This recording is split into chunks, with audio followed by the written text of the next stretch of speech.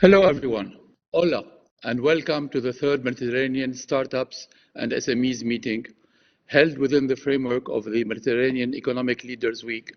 I think it is a great idea to host such kind of an roundtable on SMEs and the startups, particularly in these difficult times of the world economy.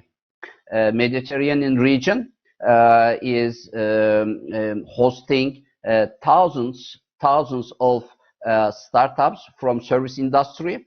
Nuestra apuesta por el espíritu emprendedor, porque consideramos que esto es un elemento vital para el desarrollo económico y motor para el crecimiento y la diversidad del sector privado. Tenemos una de las tasas de emprendimiento más alta del mundo, que la mayor tasa de emprendedores es femenino. Y este es el propósito de ASCAME. Fomentar el espíritu empresarial de los jóvenes, contribuir a mejor acceso a un empleo decente estable y la promoción de la variedad entre hombres y mujeres. And last year, in October, we took a decision when we came across to a need which was showing a gap between existing community of startups and no legal framework, no policies from the government. They were young, very talented people. They needed, and they were asking that, who should we consult with?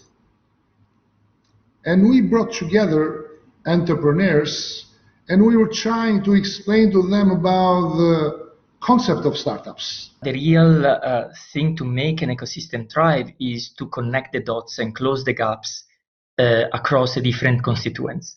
On top of that, there should be balanced resources and an investment into education and attracting also talent. One other factor that is really important is local connectedness. There is at least 3 times revenue growth for startups in those ecosystems. 97% of the total CRs of Bahrain is owned by SMEs. It is the backbone of the Bahraini economy. It's a fund that is concentrating on strengthening the entrepreneurship ecosystem in Bahrain. Is also working with different embassies to support.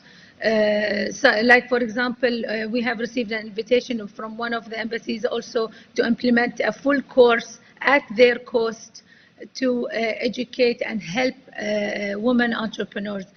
Most of the sectors that were present in these programs were social entrepreneurs, agri-tech, clean energy sectors. They have a lot of potential to grow in the region, create sustainable solutions, green economies, and jobs. So my first recommendation is for the region to invest in these sectors hand in hand. Companies, even established companies, are now willing to operate in a different environment. That means that they have to allow their people to work remotely, for example, which is something that wasn't available. Even in the education sector, we are seeing that classrooms have to be, for example, 50% full. The user interface is accepting a digital interface more perhaps than they would have, let me say, accepted around a year ago.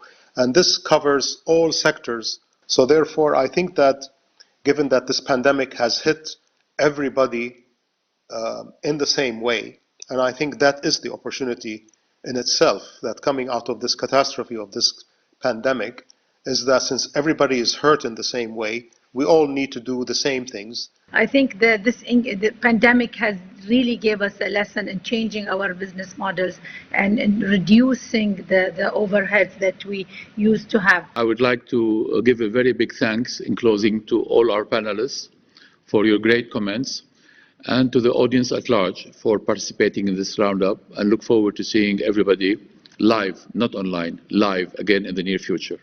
Thank you. Goodbye.